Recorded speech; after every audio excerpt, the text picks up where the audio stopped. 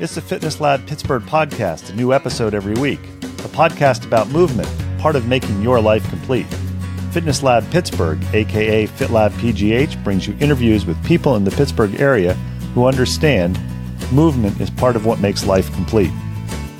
Looking for a new movement idea or just want to hear interesting stories about people who make movement a priority? This is the podcast for you.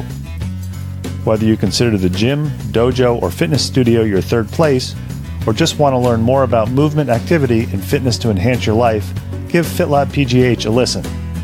We interview locals in the Pittsburgh area who make Pittsburgh a great place to move. Subscribe to us on Apple Podcasts, Stitcher, or Google Play, or check out our website for other subscription options. Subscribing is free and gives you notifications when we release new episodes. Each podcast episode will be long enough to pique your interest and short enough to hold your attention. Have an idea for an episode? Know somebody we should interview? Or just want to connect with us? Drop us an email, fitlabpgh@gmail.com, or follow us on Twitter or Instagram at FITLABPGH. Already a fan of FitLabPGH? Check out our sister podcast, Moving to Live. Moving to Live is a podcast for movement professionals and amateur aficionados. Moving to Live offers weekly interviews with movement professionals featuring topics from career development to coaching tips and education resources to advice for parents of student athletes. We look forward to hearing from you, and we hope you enjoy our next interview, starting now.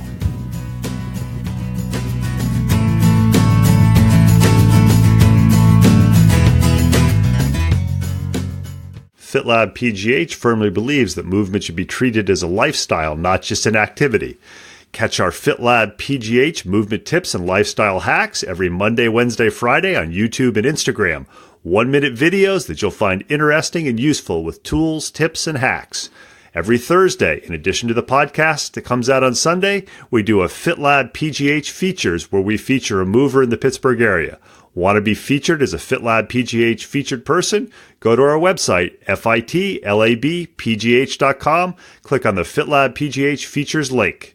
If you like what you're hearing, leave us some feedback on Apple iTunes, aka Apple Podcasts, subscribe to our podcast, and tell your friends and family about it. FitLabPGH back with another podcast interview. We are in Robinson Township today, so we did not have to cross a bridge or go over a tunnel to get here. We are at Umberger Performance. We're talking with Dan Minnicks, who is one of the trainers there. He is a former hockey player, a lifetime mover, and he's going to tell us his story and tell us a little bit about what he does. Dan, thanks for taking time to talk to FitLabPGH. Thanks for having me. Question we always ask, we always start out with at FitLabPGH is, are you a Pittsburgh native? If you are, why are you still here? If you're not, what brought you here? Pittsburgh native. I was actually, a lot of people probably don't know, I was born in Florida. My parents and family are from here. Long story short, my parents lived in Florida in the 80s for a few years, had me, wanted to move back. Most of our family's here. So I've been here since I was about 1 year old. But so yeah, I would say I'm a native. And growing up, I know we were talking a little bit before we started recording. You said you were a hockey player growing up in the Mon Valley, essentially. But what forced you or what caused you to start playing hockey? Were your parents active, or would you just see the Penguins on television and say, hey, I want to do that? More of the latter. Both my parents are big sports fans. My dad is a big baseball guy, but also, in this town, football is pretty big. Hockey as well. But it was, watching the old Penguin highlight tapes from the early 90s Cup years, the VHSs, I still have them, just watching that. And something about it, I guess it resonated with me. I don't really remember too much of it as far as watching them, but I know I did. My parents always joke that, anytime they were watching the game, I was, on my knees, sitting in front of the TV watching, and just kind of went from there. Did you play any other sports growing up besides hockey, or just hockey? Yeah, I played a little bit of everything. I played soccer for a lot of years. My grandfather got me into that when I was about 3 or 4.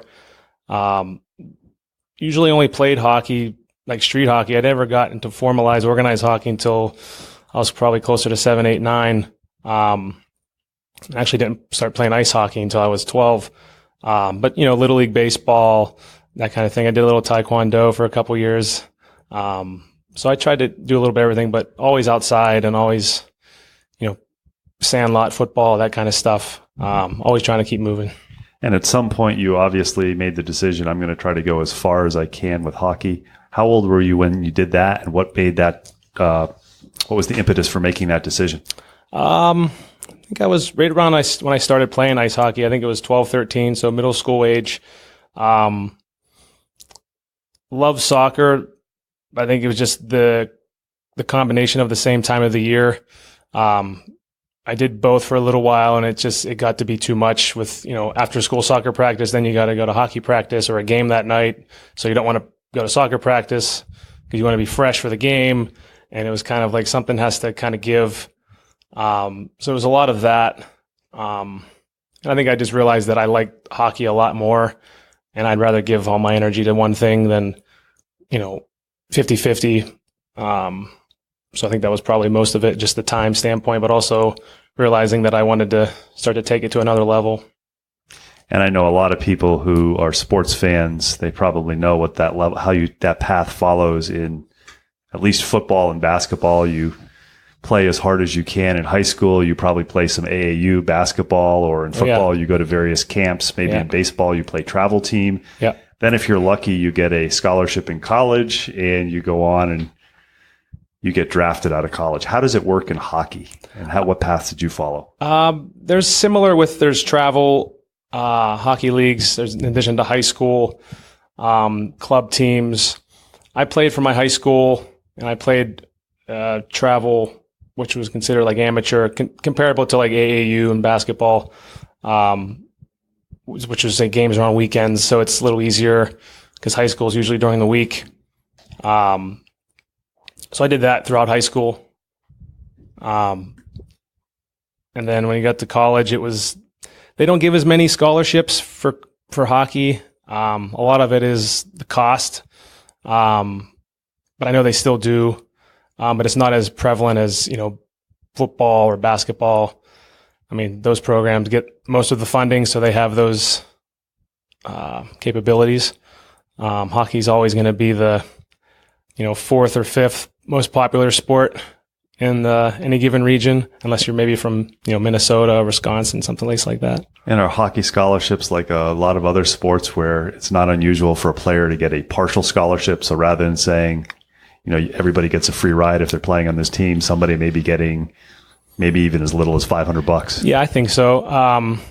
You can't really expect everyone to get a full ride when there's probably not as much funding for a particular sport. So I would assume that it's mostly probably, I'd say more of that than compared to, kids getting full rides with hockey. Yeah. So you go to college, you're playing some hockey. What do you do then?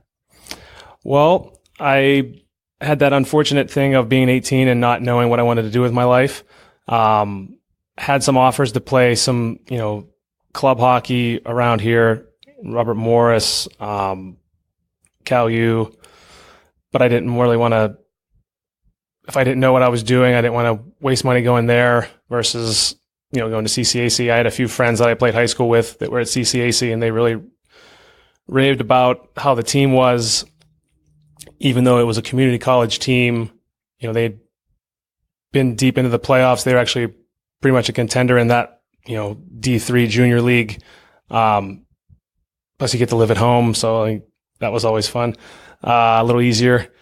The commute was very short. But my first year in college, there was a single A minor league that was starting in the Northeast region, the Mid-Atlantic Hockey League. And they actually were starting a team at the rink I grew up playing at. So I was, I thought maybe while I'm in school, I can maybe get a job working for them, being a stick boy or a water boy or something. And I reached out to the GM, and he said, why don't you come out and try out? You have a little bit of a background, just come out and see what happens. So I did that, and ended up working out pretty well, made their practice squad.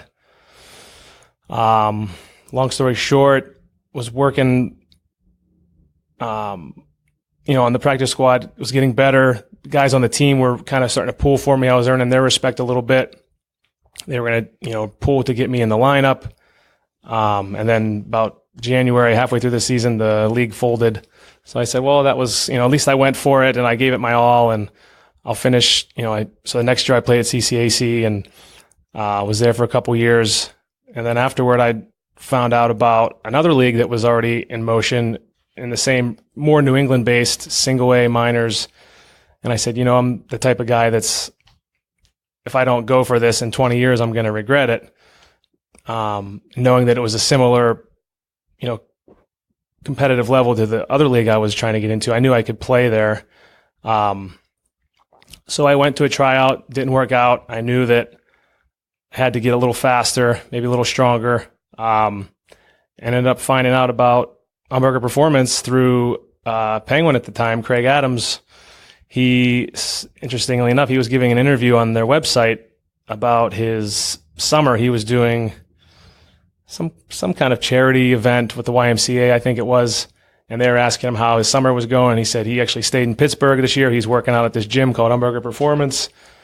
And so I naturally Googled that and looked into it, and it seemed like the right fit, and came out and met Scott. And,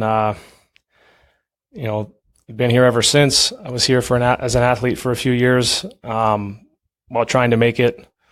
Finally pushed through a little bit, got some playing time, and then kind of took this industry on as a job. Didn't even really try to do it. It just kind of fell in my lap. We were talking a little bit before we started recording.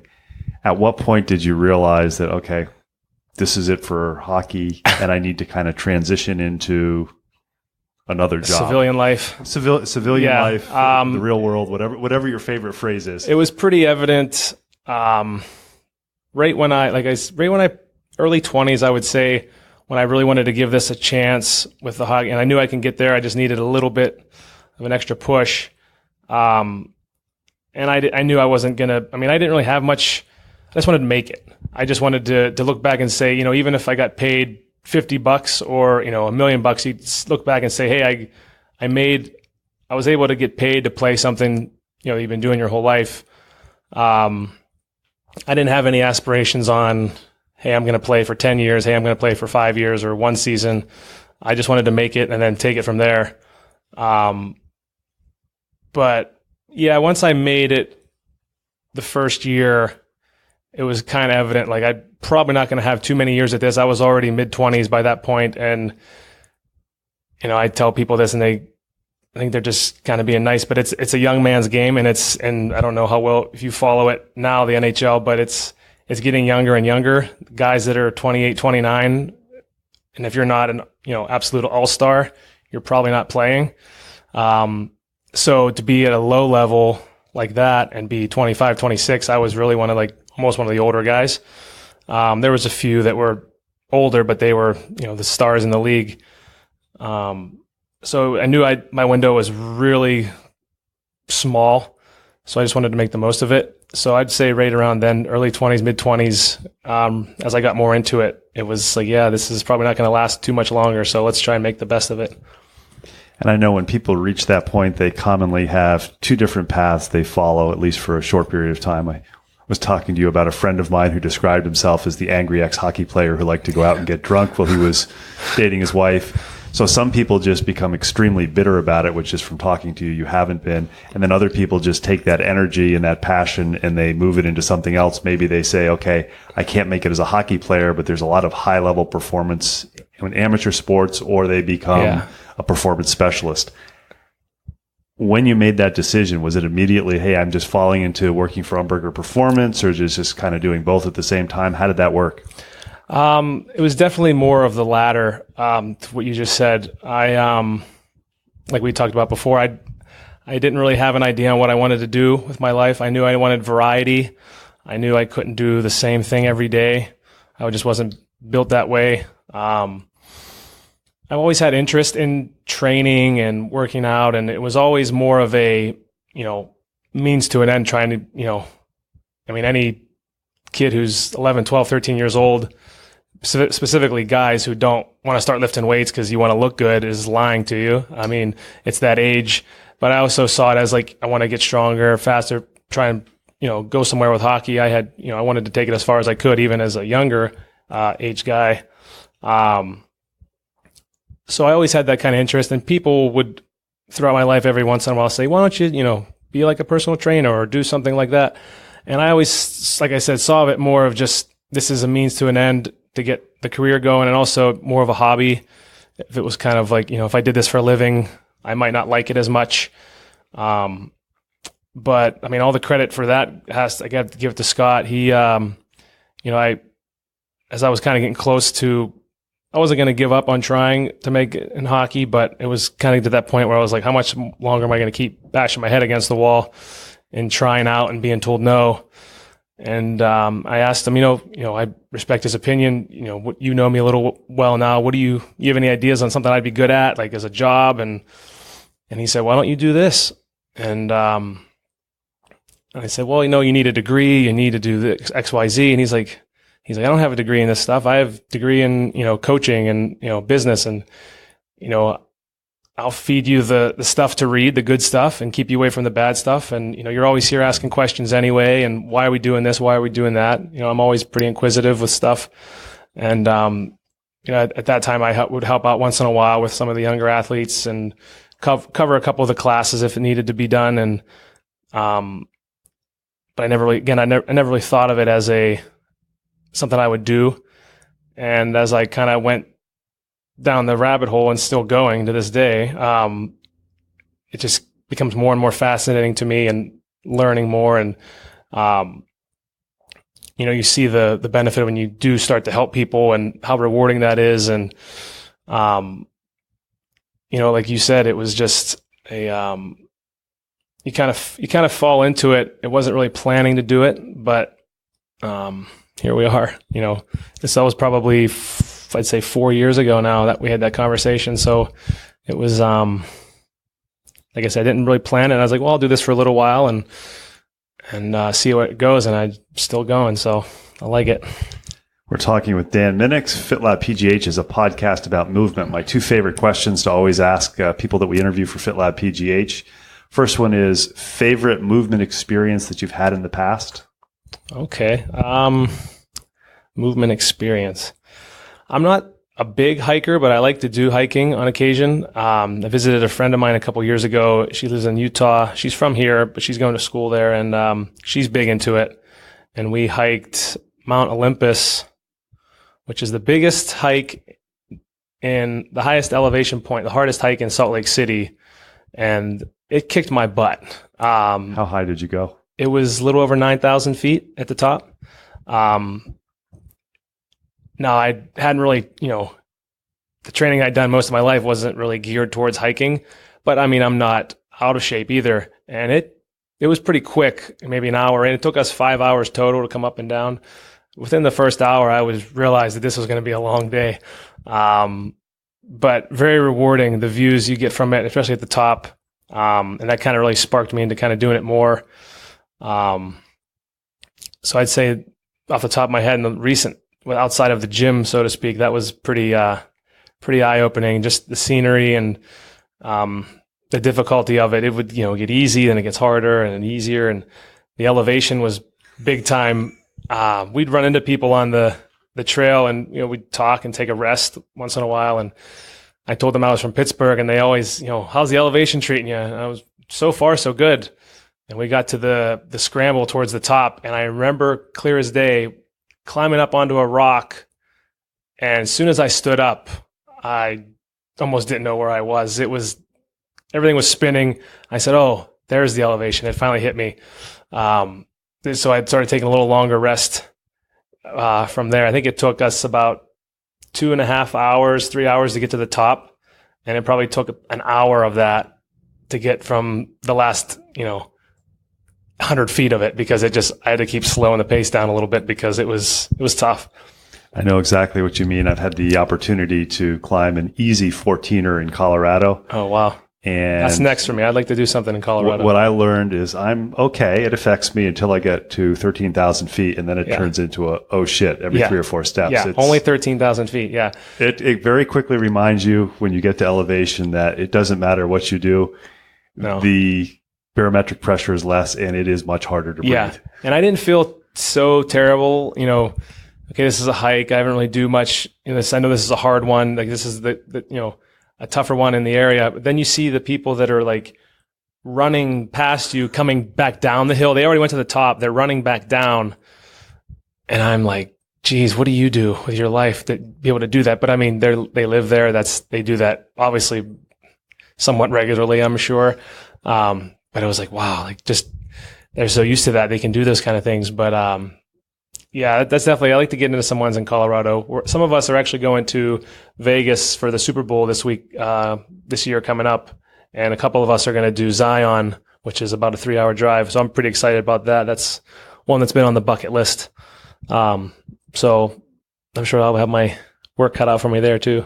And I'm curious, other than Zion that's on your list, what's a movement activity or something relating to movement that you haven't got to it yet, but it's on your list and you're going to do it at some point when you get the time or the money or the energy or the experience? Well, like you brought up earlier about, shameless plug to Ascend in Pittsburgh, but I kind of like to try that like rock climbing, type of thing to where it's not, Stallone and Cliffhanger-esque, but like if I'm hanging 5 feet off the ground, I'm more likely to, push it a little bit. But that looks like a fun place. I've been trying to get down there.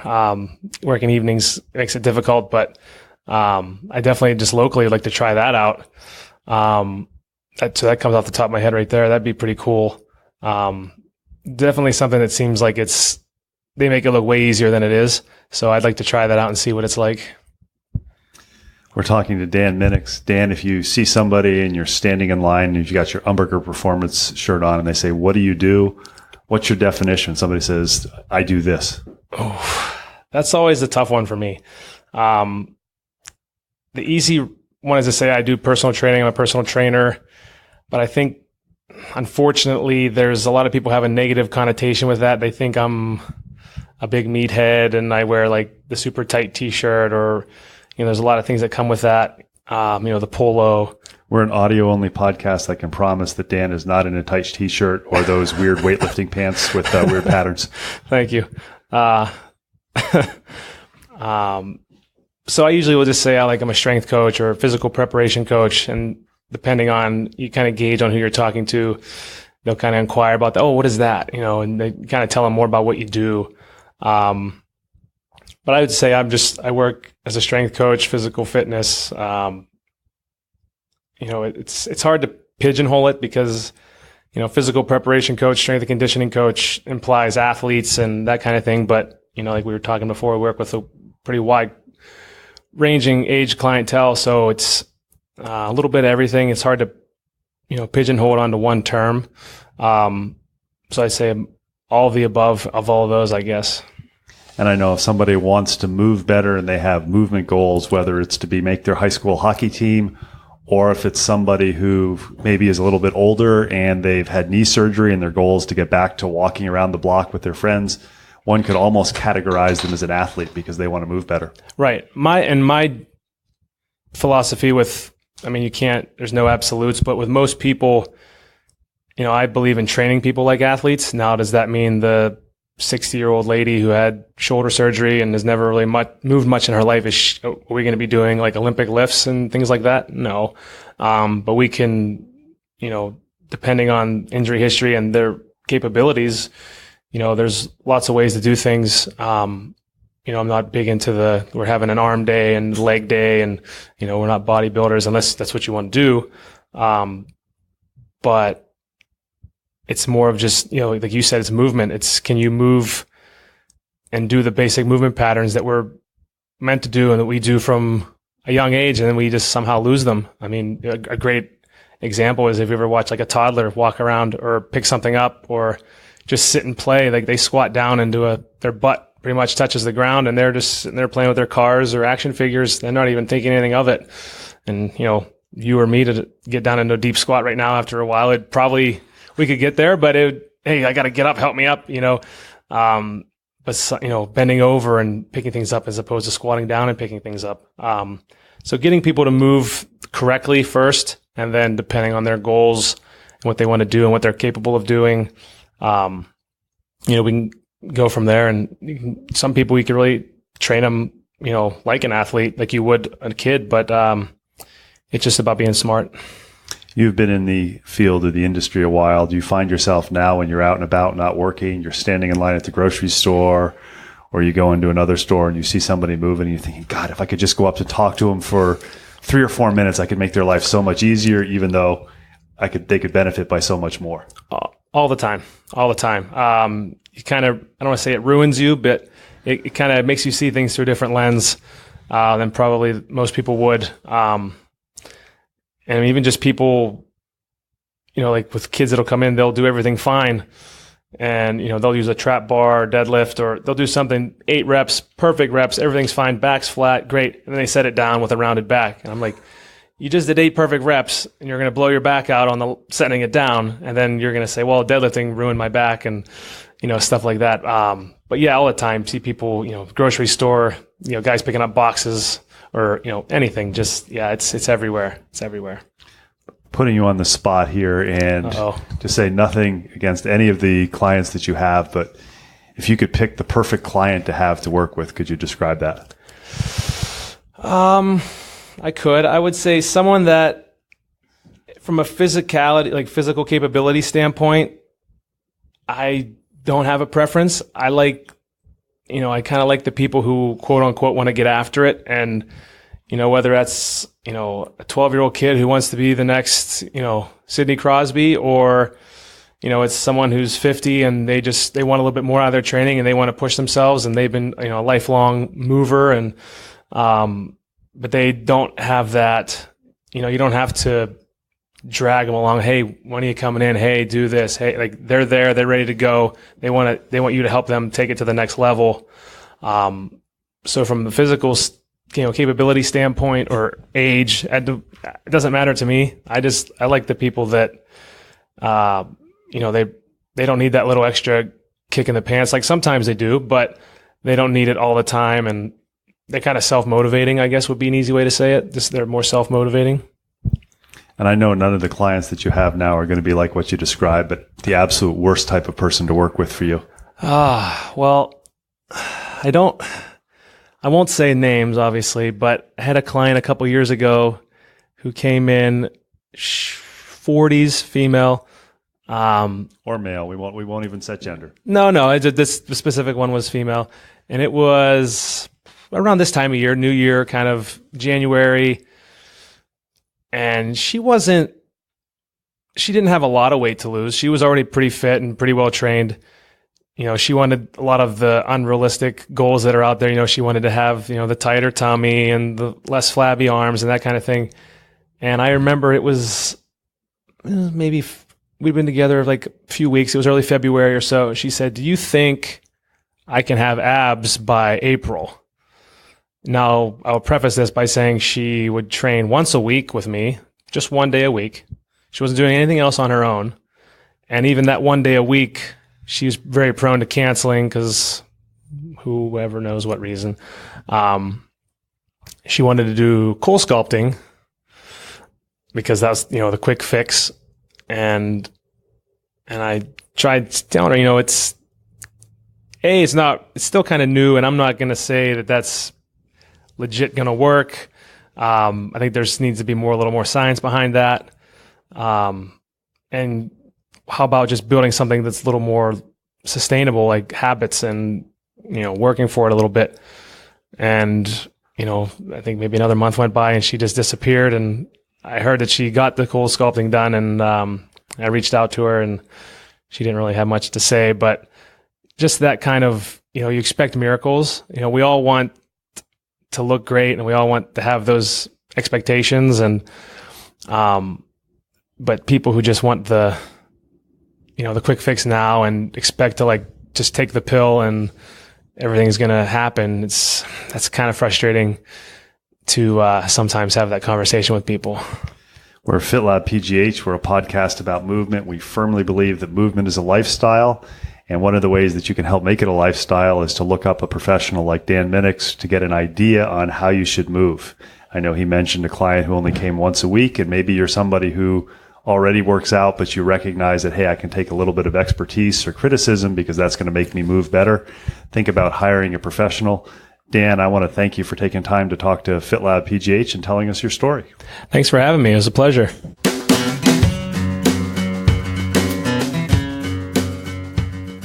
Thanks for listening to the latest episode of FitLabPGH, brought to you by Moving to Live. Intro and exit music is Marathon Man by Jason Shaw. Check out the show notes for contact info for our latest guests, links to other information mentioned in the episode, and links to our sister podcast, Moving to Live. Moving to Live is a podcast about movement and exercise for professionals and amateur aficionados. Moving to Live offers topics from career development to coaching tips and education resources to advice for parents of student athletes. You can subscribe to us on Apple Podcasts, Stitcher, or Google Play, or check out our website for other subscription options. Your free subscription gets you notified when we release a new episode. Questions, comments, suggestions? Email us at fitlabpgh@gmail.com or follow us on Twitter and Instagram at fitlabpgh and like us on Facebook. If you enjoy our podcasts, please tell your friends about us and consider leaving us a review on Apple Podcasts. Make FitLabPGH a go-to place to learn more about movement in the Pittsburgh area. Until next time, keep on moving.